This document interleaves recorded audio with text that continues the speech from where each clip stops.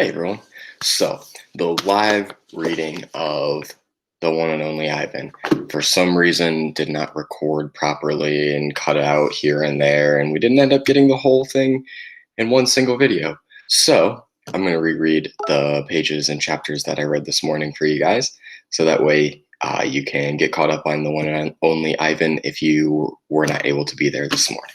So, without further ado, let's take a look at One and Only Ivan. The chapter we left off on was Stella's trunk. Stella's trunk is a miracle. She picked up a single peanut. She can pick up a single peanut with elegant precision, tickle a passing mouse, tap the shoulder of a dozing keeper. Her trunk is remarkable, but still it can't unlatch the door of her tumble-down domain. Circling Stella's legs are long-ago scars from the chains she wore as a youth. Her bracelets, she calls them. When she worked the famous circus, Stella had to balance on a pedestal for most of her tricks. One day, she fell off and injured her foot. When she went lame and lagged behind the other elephants, the circus sold her to Mac. Stella's foot never healed completely. She limps when she walks, and sometimes her foot gets infected when she stands in one place for too long. Last winter, Stella's foot swelled to twice its normal size. She had a fever, and she lay on the damp, cold floor for 5 days. They were very long days. Even now, I'm not sure she's completely better. She never complains, though, so it's hard to know. At the Big Top Mall, no one bothers with iron shackles. A bristly rope tied to a bolt in the floor is all that's required. They think I'm too old to cause trouble, Stella says. Old age, she says, is a powerful disguise. A plan. It's been 2 days since anyone's come to visit. Mac is in a bad mood. He says we're losing money hand over fist. He says he's going to sell the whole lot of us. When Tamelia, a blue and yellow macaw, demands, "Kiss me, big boy," for the 3rd time in 10 minutes, Mac throws a soda can at her. Telma's wings are clipped, so she can't fly, but she can still hop. She leaps aside just in the nick of time. "Pucker up," she says with a shrill. Mac stomps to his office and slams the door shut. I wonder if my visitors have grown tired of me. Maybe I can learn a new trick or two. It will help. Humans seem to enjoy watching me eat. Luckily, I am always hungry. I am a gifted eater.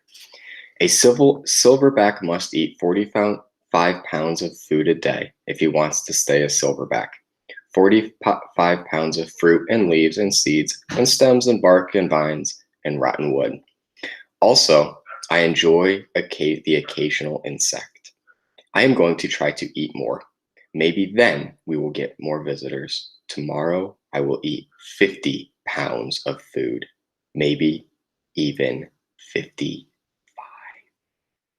That should make Mac happy. It's a lot of food. 55 pounds of food. Wow. Bob. I explain my plan to Bob. Ivan, he says, trust me, this one. This problem is not your appetite. He hops onto my chest and licks my chain, checking for leftovers. Bob is a stray, which means he does not have a permanent address. He is so speedy, so willy, that the mall owners long ago gave up trying to catch him. Bob can sneak into cracks and crevices like a tracked rat. He lives well off the ends of hot dogs he pulls from the trash. For dessert, he laps up spilled lemonade and splattered ice cream cones. I've tried to share my food with Bob, but he is a picky eater, and he says he prefers to hunt for himself. Bob is a tiny, wiry, and fast, like a barking squirrel. He is nut-colored and big-eared. His tail moves like weeds in the wind, spiraling and dancing. Bob's tail makes me dizzy and confused. It has meanings within meanings, like human words. I'm sad, it says. I'm happy, it says. Beware. I'm tiny, but my teeth are sharp. Gorillas don't have any use for tails. Our feelings are uncomplicated. Our romps are unadorned. Bob used to have three brothers and two sisters. Humans tossed them out of a truck onto the freeway when they were a few weeks old. Bob rolled into a ditch. The others did not. Here's a little picture of Bob.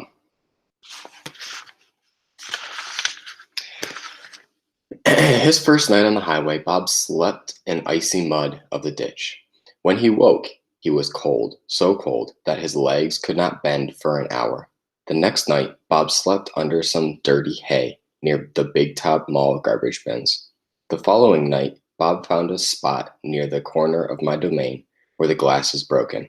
I dreamed that I'd eaten a furry donut, and when I woke up in the dark, I discovered a tiny puppy snoring on top of my belly. It had been so long since I'd felt the comfort of another's warmth that I wasn't sure what to do. Not, not that I hadn't had visitors. Mac had been in my domain, of course, and many other keepers. I'd seen my share of rats zip past, and the occasional wayward sparrow had fluttered through a hole in my ceiling. But they never stayed long. I did not move all night for fear of waking Bob. The next chapter is called Wild. I once asked Bob why he didn't want a home. Humans, I'd noticed, seem to be irrationally fond of dogs, and I could see why a puppy would be easier to cuddle with than, say, a gorilla. Everywhere is my home, Bob answered. I am a wild beast, my friend, untamed and undaunted. I told Bob he could work in the shadows or work in the shows like Snickers, the poodle who rides Stella.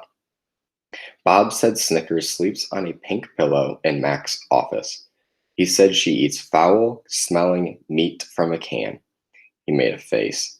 His lips curled, revealing his tiny needles of teeth. Poodles, he said, are parasites. Next chapter is Picasso. Mac gives me a fresh crayon, a yellow one, and 10 pieces of paper. Time to earn your keep, Picasso, he mutters. I wonder who this Picasso is. Because does he have a tire swing like me? Does he ever eat his crayons? I know I have lost my magic, so I try my very best. I clutch the crayon and think. I scan my domain.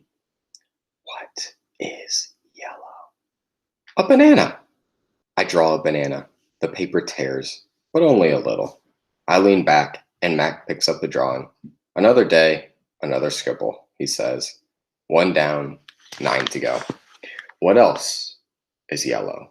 I wonder, scanning my domain. I draw another banana, and I draw 8 more. 3 visitors.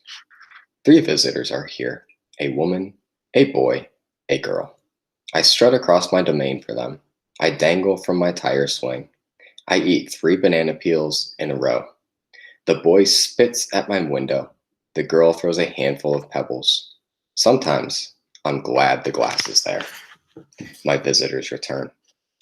After the show, the spit pebble children come back.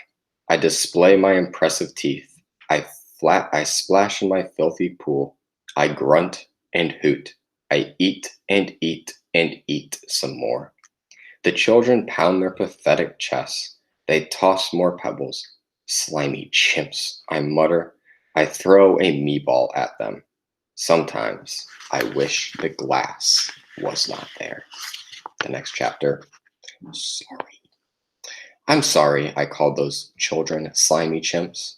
My mother would be ashamed of me. Julia. Like the spit pebble children, Julia is a child.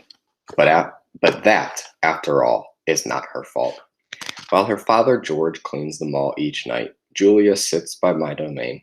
She could sit anywhere she wants, by the carousel, in the empty food court, on the bleachers coated in sawdust. But I am not bragging when I say she always chooses to sit with me. I think it's because we both love to draw. Sarah, Julia's mother, used to help clean them all. But when she got sick and grew pale but she got sick and grew pale and stopped. Sarah stopped coming. Every night Julia offers to help George, and every night he says firmly, "Homework, Julia.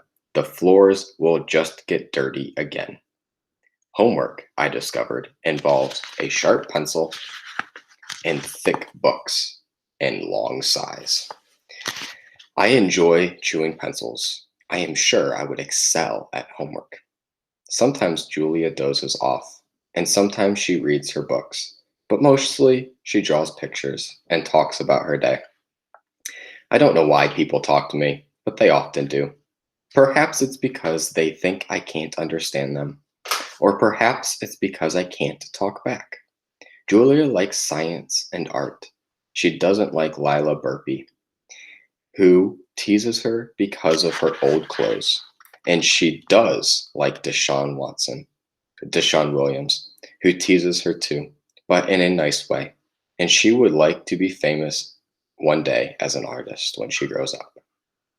Sometimes Julia draws me. I am an elegant fellow in her pictures, with my silverback gleaming like moon on moss. I never look angry the way I do in the fading billboard by the highway. I always look a bit sad, though. Drawing Bob. I love Julia's pictures of Bob. She draws him flying across the page, a blur of feet and fur. She draws him motionless, peeking out from behind a trash can or a soft hill of my belly. Sometimes in her drawings, Julia gives Bob wings or a lion's mane. Once she gave him a tortoise shell, but the best thing she ever gave him wasn't a drawing. Julia gave Bob his name. For a long time, no one knew what to call Bob. Now and then, a mall worker would try to approach him with a tidbit. "Here, doggy," they'd call, holding out a French fry. "Come on, Pooch," they'd say. "How about a little piece of sandwich?" But he would always vanish into the shadows before anyone could get too close. One afternoon, Julia decided to draw the little dog curled up in the corner of my domain.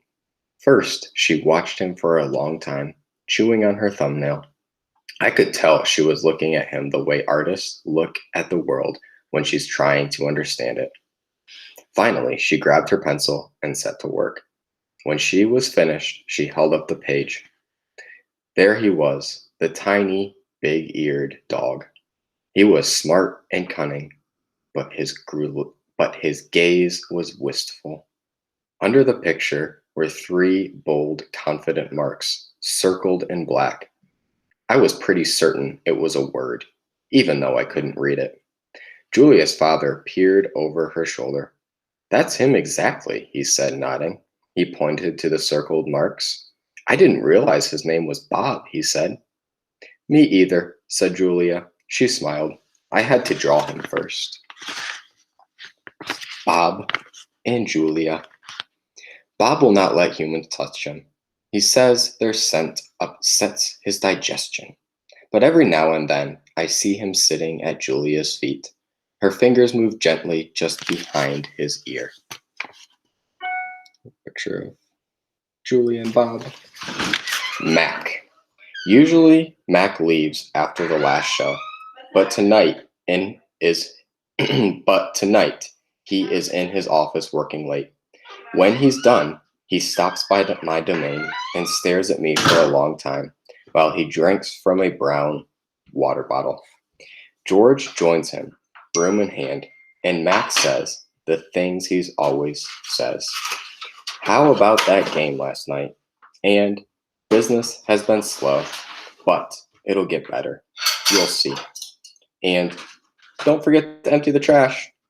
Matt glances over at the picture Julia's drawing.